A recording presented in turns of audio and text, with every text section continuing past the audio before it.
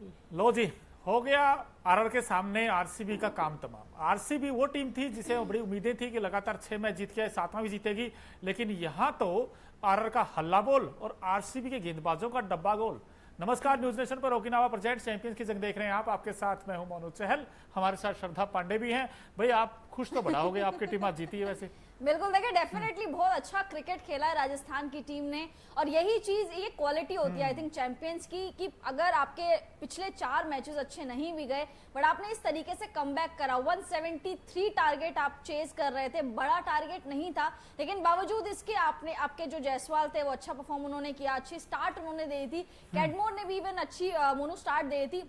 साथ में नीचे सैमसन की बात करें तो सैमसन थोड़ा सा फीके नजर आए, हल्के से कप्तानी पारी उन्होंने नहीं खेली, बट रियान पराग, मुझे लगता है मैच जहां से बना वो था रियान पराग और सिमरन हेटमायर की जहां पर पार्टनरशिप हुई थी, वहां से ये मैच आगे चला गया। अदरवाइज ये लग रहा था कि शायद बहुत मुश्किल हो जाएगी राजस्थान की टीम के लिए, बट जो बीच में 50+ की पार्टनरशिप आई थी रियान पराग और सिमरन हेटमायर की, उसने मैच का रुख पलट कर दिया था। बिल्कुल, मैच का रुख पलट दिया और आरसीबी ने पहले बैटिंग की। अब बैटिंग तो जरूर की, लेकिन वो बैटिंग उस तरीके की नहीं की जिससे जैसी उम्मीद होगी फैंस को। 172 अहमदाबाद में, और इस मैच में पता नहीं क्यों यार आरसीबी की जो अभी मुझे ऐसा मानना है कि 20-30 रन और होने चाहिए जो शॉर्ट हुए, क्योंकि यहाँ पे तो आसानी के साथ रन बन गए थे। हम देख रहे थे भाई 28 में 38 चाहिए थे समथिंग कुछ, फिर उसके बाद देखा 17 में 20 चाहिए थे, फिर रना बॉल आ गए थे 14 तो यहाँ पर कहीं ना कहीं 20-30 रन और एक्स्ट्रा चाहिए थे, जो हमें उम्मीद ये थी कि 210-215 तक स्कोर जाएगा, लेकिन 172 रन बने दोस्तों, 172। और उसमें देखिए विराट कोहली 33 बनाए 24 गेंदों पर, डुप्लेसी ने 17 सिर्फ 14 बॉल्स में, और साथ ही साथ आपको बताएं कि कोई बल्लेबाज 50 तक नहीं बना सका। आरसीबी की बैटिंग आपको दिखाते हुए वैसे ग्राफिक्स के जरिए भी हुआ क्या क्या था। विराट कोहली देखिए 33 सिर्फ 24 गेंदों पर। विराट तो वैसे बड़े मंच के बड़े प्लेयर हैं, बट आज विराट की ये जो इनिंग थी वो नहीं थी जिगरे वाली इनिंग, जिसे कहते हैं ना कि उड़ाकर खेलने वाली इनिंग, ये थोड़ी डिफेंसिव इनिंग लगी मुझे। और देखिए विराट का अगर आप स्ट्राइक रेट भी देखेंगे, अभी तक हमने 6 मैचेस विराट कोहली के देखे, जिसमें 6 मैचेस में जीती आरसीबी, उनमें 150 से ऊपर का स्ट्राइक रेट यानी 170+ का स्ट्राइक रेट था विराट कोहली का। बट ये वाला अगर आप स्ट्राइक रेट देखेंगे, ये 137 का स्ट्राइक रेट है, जो कि T20 क्रिकेट में मुझे लगता है मोनू बिलो एवरेज है। अगर आप 137 के स्ट्राइक रेट से कोई नॉकआउट मैच खेल रहे हो तो डेफिनेटली आपकी टीम हार जाएगी। 33 रन बनाना, 24 बॉलों में रन बॉल इन्होंने खेली है, कोई बहुत बड़ा तीर इन्होंने नहीं मारा है, एक अच्छी मतलब ठीक ठाक स्टार्ट इन्होंने दे दी थी। फाफ टू प्लेसी अगेन फिर से डिसअपॉइंट करा, इन्होंने भी 17 रन बनाए, अपना विकेट ये भी फेंक के चले गए, कैच आउट कर दिया था इनको भी। 14 बॉल्स इन्होंने खेली, और स्ट्राइक रेट देखें, मतलब स्ट्राइक रेट की तो बात ही मत करिए, क्योंकि बहुत खराब स्ट्राइक रेट से विराट कोहली या फाफ टू प्लेसी खेले। और साथ साथ अगर मैं बात करूं आरसीबी के बल्लेबाजों की, तो सभी एक नॉर्मल स्ट्राइक रेट से खेले, एक बिलो एवरेज स्ट्राइक रेट से खेले, बट रजत पाटीदार ने थोड़ा सा इंप्रेस जरूर करा है। पाटीदार की पारी की वजह से ये थोड़ा सा आगे जा पाए। कैमरन ग्रीन की बात करें तो 21 गेंदों का सामना इन्होंने किया, 27 रन इन्होंने बनाए। कैमरन ग्रीन को 17 करोड़ में लिया था मुंबई इंडियंस से। जब मुंबई में थे तो कैमरन ग्रीन जबरदस्त परफॉर्म करते थे, 5वें-6वें नंबर पर आकर पारियां बहुत सारी फिनिश करी है उन्होंने लास्ट टाइम तक, लेकिन कैमरन ग्रीन को लेना बहुत ही ज्यादा यूजलेस नजर आया। इस खिलाड़ी ने काफी इंप्रेस करा, इसी की वजह से आज आरसीबी 150 से ऊपर भी पहुंच पाई। 172 बस इसी खिलाड़ी की वजह से। इन्होंने 34 रन बनाए 22 गेंदों में, और स्पिन को जिस तरीके से टैकल करता है 150 के स्ट्राइक रेट से, जो कि एक क्या बोलते हैं पार स्ट्राइक रेट माना जाता है, एक अच्छा स्ट्राइक रेट माना जाता है T20 में, उस स्ट्राइक रेट से एक खिलाड़ी खेला है, और स्पिन को अच्छे से इन्होंने टैकल किया। तो आई थिंक वो वंडरफुल चीज है, बहुत अच्छी चीज है। रजत पाटीदार जब तक मैदान में थे तब तक सब कुछ सही था, उसके बाद जब ये आउट हुए तब सारी चीजें कोलैप्स कर गई थी। और ग्लेन मैक्सवेल की तो यार क्या ही बात करनी मोनू, ये तो इनके सर पे बतख है, क्योंकि गोल्डन डक का ये शिकार हमेशा होते हैं। आईपीएल 2024 में सबसे ज्यादा गोल्डन डक भी अब मैक्सवेल के नाम हो चुके हैं, तो गोल्डन डक में ये आ गए हैं। तो मुझे लग रहा है मोनू इनको खिला क्यों रहे हैं, मेरे को समझ नहीं आ रहा। नेक्स्ट ईयर मेगा ऑक्शन है, सबसे पहले इनको रिलीज करो। देखिए बड़े बड़े बैट्समैन, क्या फैफ, क्या आपके कैमरन ग्रीन और क्या मैक्सवेल, सारे के सारे आज फेल।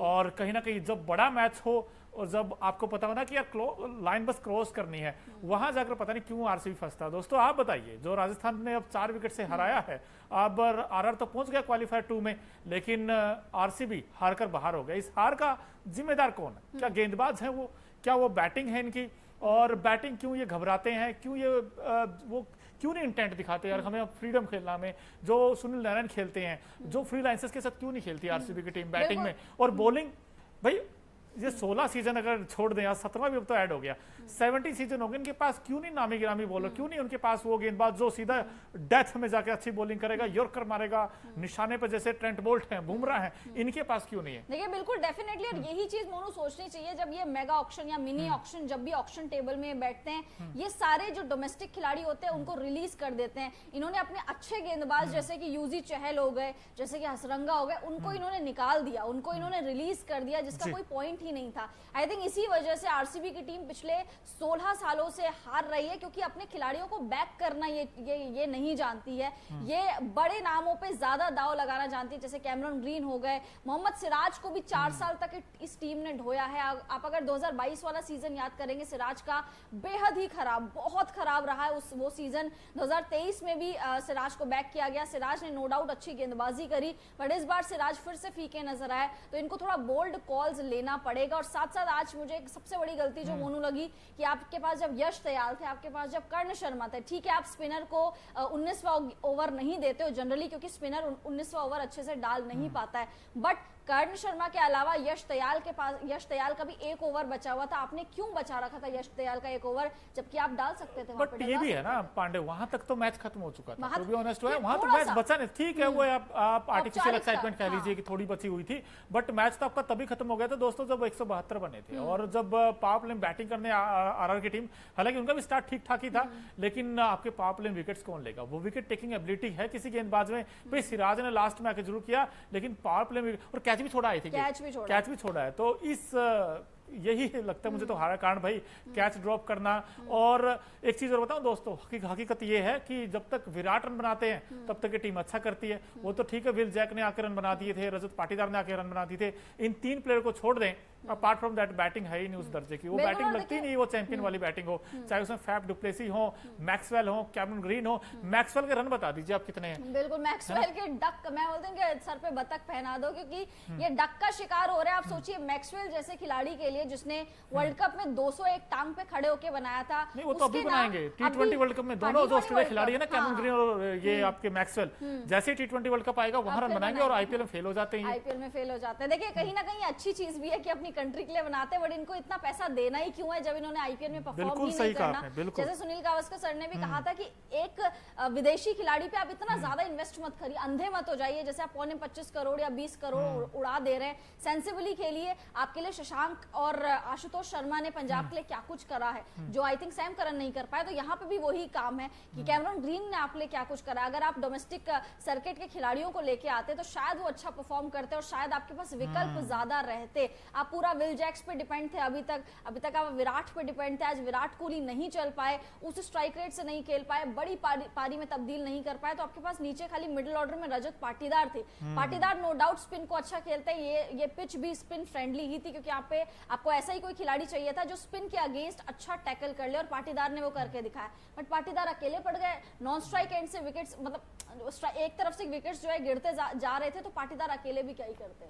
और दोस्तों आपको बताऊं, मैं आरसीबी का बड़ा फैन हूं, मेरा भी कहीं ना कहीं दिल दुखा है, आज हर्ट हुआ मैं भी, इसलिए क्योंकि बॉलिंग नहीं है आपके पास, स्पिन डिपार्टमेंट। एक तरफ यूजी चाहल, अश्विन विकेट्स ले रहे हैं, अश्विन ने आज बड़ी कमाल की गेंदबाजी की, लेकिन आपके बॉलर का क्या हालचाल है? आपके अगर करण शर्मा देखें, उनको विकेट्स नहीं मिला, स्वप्निल सिंह देखें, उनको विकेट नहीं मिला, तो कहीं ना कहीं आपकी लैक है आपकी स्पिन डिपार्टमेंट में। जब आपको पता आपके पास नामी स्पिनर नहीं है, ये भी शायद मुझे लगता है हारा कारण है। और आज मैं नाम देख रहा हूँ, इसमें मैक्सवेल ने तो बॉलिंग ही नहीं की, और आरसीबी का दोस्तों टूट गया सपना, नहीं हो पाया खिताब अपना, इस बार नहीं हो पाया। तो कहीं ना कहीं हमें सोचना पड़ेगा, प्लानिंग में सोच लानी पड़ेगी, इनको कुछ ना कुछ नया करना पड़ेगा, क्योंकि बॉलिंग हमेशा टोलाराम क्यों रह जाती है? क्यों इनकी बॉलिंग बिल्कुल थकी सी रह जाती है? बैटिंग भी वैसी रही, क्योंकि 100 जब 172 आपने बनाए थे, तो आपको ये दिमाग में रखना चाहिए था आप नरेंद्र मोदी स्टेडियम में खेल रहे हैं, यहाँ पर 180 200 भी चेज हो जाते हैं। यहाँ की विकेट नेक्स्ट सेकंड पारी में काफी ज्यादा स्लो होती है, अगर सेकंड पारी में स्लो होती है तो आपको थोड़ा सा ज्यादा रन्स बनाने चाहिए थे, वो तो राजस्थान ने वो बटोर लिए, चेज कर लिए। तो जब आपने 172 बनाए, आधा मैच आप वहीं हार गए थे, क्योंकि जो आपकी ताकत है बैटिंग, अगर वही आपको लेट डाउन कर रही है, तो बॉलिंग तो आपके पास है ही नहीं ना बिल्कुल। और आरसीबी के फैंस का देखिए, सोचिए क्या हाल होगा।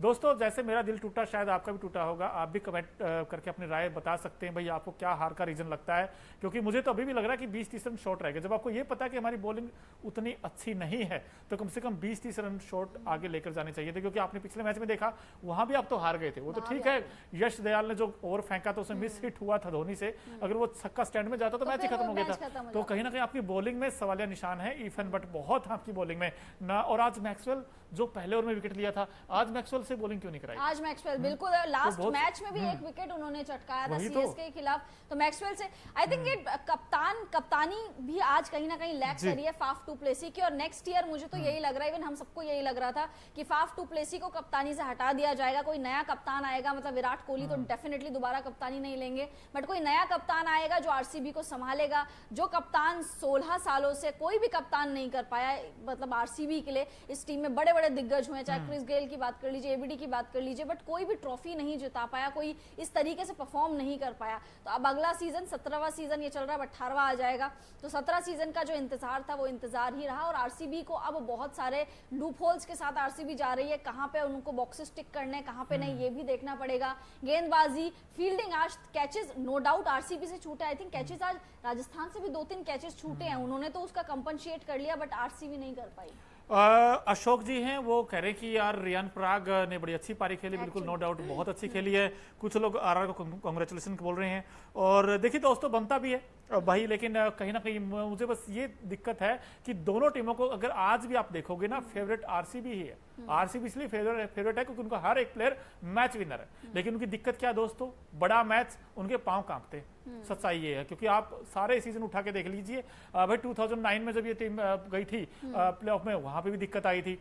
फिर 2011, 2016 में भी तो हैदराबाद से ऐसे ही आ रहे थे ना, आपने पूरी तरीके से डोमिनेंस ही किया था मैच पर, जब विराट और गेल आई थिंक बैटिंग कर रहे थे, लेकिन फिर वो नीचे से बैटिंग ही नहीं हुई उस तरीके की। सो आई थिंक कहीं ना कहीं भाई पैनिक तो करती है आरसीबी की टीम, लेकिन मुझे जो हार का रीजन लगता है, मुझे तो बॉलिंग कहीं ना कहीं कंसर्न है। लेकिन दोस्तों आप प्लीज बताते रहिए, और तब तक थोड़ा सा मैं मैच का हाल चाल बता देता हूँ भाई, हुआ क्या क्या था इस मुकाबले में। आरसीबी ने पहले बैटिंग के 172 बोर्ड पर लगाए, जो मेरा अभी मानना कि 20-30 रन शॉर्ट रह गए। उसमें विराट कोहली ने 33 बनाए हैं, डुप्लेसी ने 17 बनाए, कैमरन ग्रीन 27, रजत पाटीदार 34, और Rajat Patidar by the way highest run getter हैं इस इनिंग में। अब 173 का टारगेट था, और आरआर की टीम बैटिंग करने आई, और आरआर की टीम के लिए यशस्वी जायसवाल ने फिर किया कमाल। हम हमेशा कहते थे कि जायसवाल कहीं ना कहीं अच्छा करेगा, उनका जब दिन आएगा, और दिन आगे आज देखिए, बड़े मैच का बड़ा प्लेयर फिर से जायसवाल साबित हुआ है। उन्होंने 45 बनाई, और कैडमोर ने 20, उसके बाद संजू सैमसन 17, जल्दी आउट हो गए थे। वहां से हल्की सी उम्मीद जगी थी कि हो सकता है इस मैच में कमबैक हो, और रियान पराग जिस तरीके से बॉल डाला था, सिराज ने बड़ी जबरदस्त गेंद थी वो, जिस पर क्लीन बोल्ड हुए, 36 वो बना गए, मैं काम कर गए थे उस समय। शिमरन हैटमार, डुप्लेसी ने बड़ा आउटस्टैंडिंग कैच पकड़ा था, वो 26 बनाए, और पोवेल ने आकर मैच फिनिश कर दिया। तो अगर देखा जाए तो भाई आसानी के साथ और बिल्कुल हल्के हल्के कहते हैं जैसे टाइम पास करते हुए, और ये जीत आ गई आरआर के खाते में, और आरआर ने अब क्वालिफायर कर लिया है। अब उनका सामना एसआरएच से होगा। लेकिन आप अगर इस मैच को देखें भाई, आरआर की टीम के लिए कहीं ना कहीं एक बार तो वो भी पैनिक कर गया था बैटिंग में, देखा जाए तो। लेकिन आपको लगता है रियान पराग इनके पास एक बड़ी आग है? बिल्कुल, देखिए रियान पराग और मोमेंटम भी मोनू वहीं से सेट हुआ था, जब रियान पराग और शिमरन हेटमायर के बीच में 50 रन से भी ऊपर की पार्टनरशिप हुई थी, तो वहीं से मोमेंटम सेट हो गया था। अदरवाइज आरआर के जो बल्लेबाज थे वो भी स्ट्रगल करते हुए नजर आ रहे थे। यशस्वी जायसवाल नो डाउट एक अच्छा स्टार्ट दिया था, क्योंकि रन्स उतने ज्यादा नहीं थे, एक अच्छा स्टार्ट दिया था, लेकिन जायसवाल का भी बल्ला उतना चल नहीं रहा है। कैडमोर जो बटलर की जगह आए थे, वो कैडमोर बटलर की जगह भर नहीं पा रहे हैं। संजू सैमसन का आज बल्ला उस तरीके से नहीं चला। रियान पराग जो पिछले मैच में ही मोनू लोन वॉरियर की तरह खड़े रहे, तो डेफिनेटली रियान पराग के बाद थोड़ी सी बल्लेबाजी फीकी पड़ गई, बट शिमरन हेटमायर के आने से ये टीम थोड़ी सी मुझे कंप्लीट पैकेज नजर आई आज के मैच में। जो हम पिछले मैचेस में शिमरन हेटमायर को काफी ज्यादा मिस कर रहे थे इंजरी की वजह से, जो बाहर थे, बट आज हेटी आए हैं तो हेटी ने अपना कमाल जरूर करा, और हेटमायर इस टीम की बहुत बड़ी ताकत है। 2022 देख लीजिए, 2023 देख लीजिए, तीनों साल और इस वाला साल भी, तीनों साल हेटमायर ने काफी अच्छा डोमिनेट किया है। लेकिन दोस्तों जो मर्जी कहे भाई, इस मैच में आरआर की टीम ने बड़ा बिंदास क्रिकेट खेला है, लेकिन एक ऐसा खिलाड़ी भी है जिसने सबका दिल जीता है, और एक हमारा खास सेगमेंट है Okinawa effective player of the match कौन है आज के मुकाबले में, क्योंकि ओकिनावा की जो स्कूटी है वो कॉस्ट इफेक्टिव तो है ही है, लेकिन माइलेज बड़ा शानदार देती है, और दमदार ये खिलाड़ी की परफॉर्मेंस है भाई, देख ही लेते हैं कौन है। चैंपियंस की जंग आईपीएल 2024 में ओकिना effective player of the match आज के हैं रविचंद्रन अश्विन, जिनके नाम में ही विन है, उन्होंने ये विन दिलाई दी। वैसे बैटिंग करने भी आ गए थे वैसे वो मैदान पर। अब 4 ओवर में सिर्फ 19 रन और 2 विकेट। पांडे जी बिल्कुल, देखिए डेफिनेटली देखिए अश्विन जब तक मैदान में रहते हैं इनको टीम फ्लोटर की तरह यूज करती है, ऊपर भी बल्लेबाजी करवाती है और नीचे भी। अगर हम गेंदबाजी की बात करें तो 4 ओवर में 19 रन इन्होंने लुटाए हैं। इकोनॉमी शानदार, इकोनॉमी 4.80 की इकोनॉमी इनकी रही है।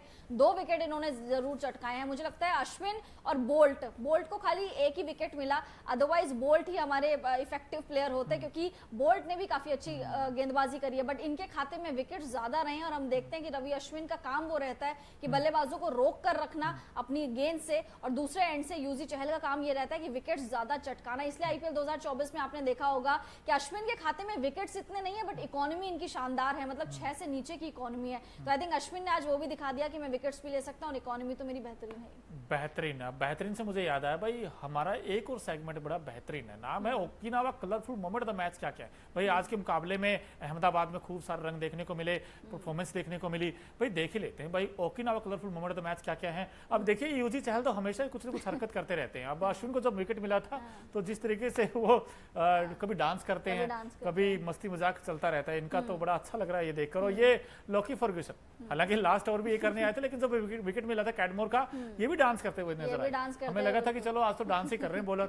उसके बाद फिर ये जो इस ट्रॉफी के लिए लड़ाई है, और यहाँ पर आरआर की टीम ने बाजी मारी। बिल्कुल, आरआर की टीम ने बाजी मारी और आरआर की टीम ने उठ के दिखाया है। 4 मैचेस लगातार हारना बहुत बड़ी चीज है आरआर जैसी टीम के लिए, जिसको स्ट्रॉन्ग समझा जा रहा था ऑन पेपर्स भी और ऑन फील्ड भी। राजस्थान की टीम लगातार मैचेस हार के आ रही थी, बट आज वाला मुकाबला बहुत कॉन्फिडेंस देखा राजस्थान की टीम को, ताकि अब जब भी क्वालिफायर 1 खेला जाएगा एसआरएच के सामने तो राजस्थान एक मोमेंटम के साथ जाएगी, राजस्थान हेटमायर के साथ जाएगी, राजस्थान ध्रुव जुरेल, संजू, रियान पराग, जायसवाल जैसे खिलाड़ियों के साथ जाएगी। कैडमोर को आई थिंक थोड़ा सा अपना गेम अप करना पड़ेगा मोनू, क्योंकि अगर आपकी स्टार्ट अच्छी नहीं हुई, आज तो ठीक है कम रन थे, 173 आपको टारगेट करना, चेस करना था, बट अगर कल को एसआरएच बड़े रन्स बनाए थे, ज्यादा रन्स बनाए थे, यानी 200 प्लस रन्स बना देती है, तो क्या आपके पास वो 11 है आपकी जो चेज कर सकती है? ये आई थिंक सोचना पड़ेगा राजस्थान की टीम को।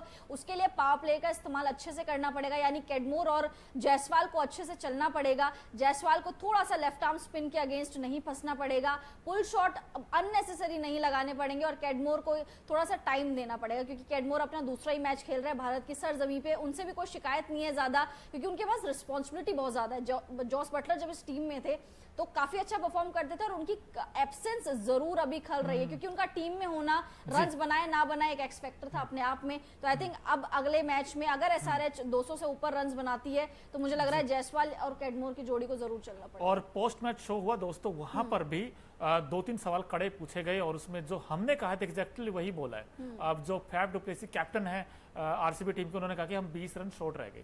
अब यही हम बात कर रहे थे बार बार। उन्होंने कहा, हालांकि ये भी कहा कि ड्यू आ गई थी बाद में, थोड़ा गेंद ग्रिप नहीं हुआ था स्पिनर का, लेकिन बट फिर भी जब आपको सब चीजें पता, आपको कंडीशंस पता है, आपकी बॉलिंग कैसी है वो भी आपको पता है, तो कम से कम 30 रन तो एक्स्ट्रा लेकर जाने चाहिए थे। और इसके अलावा भाई मैन ऑफ द मैच कौन बने हैं? रविचंद्रन अश्विन, जो हमने दिखाया तकरीबन, क्योंकि अश्विन का वो जो स्पेल था भाई, अश्विन ने रोका है, क्योंकि अश्विन अगर वहां पर गेंद करने नहीं आते और वो विकेट्स नहीं लेते तो हो सकता है कि 200 के आसपास पहुंच जाता, 200 के आसपास पहुंच जाता। और आई थिंक तब आरआर चेज शायद मुश्किल से कर पाता, क्योंकि इस मैदान में अगर आप 172 बना रहे हो तो कहीं ना कहीं वो सेफ है, मतलब उस सेफ है सामने वाली टीम, ओपोनेंट टीम के लिए, आपके लिए वो सेफ नहीं है अगर आप बना रहे हो, क्योंकि इजीली चेज हो जाता है। और राजस्थान आधा मुकाबला टॉस के टाइम पे जीत गई थी जब उन्होंने चेज करने की ठानी थी, क्योंकि इस मुकाबले में इस मैदान में चेजेस थोड़े से आसानी से हो जाते हैं, लेकिन 10-20 रन शॉर्ट होने की वजह से आरसीबी की टीम इस बार भी, उनका जो सपना था ट्रॉफी वाला, वो सपना ही रह गया मोनू।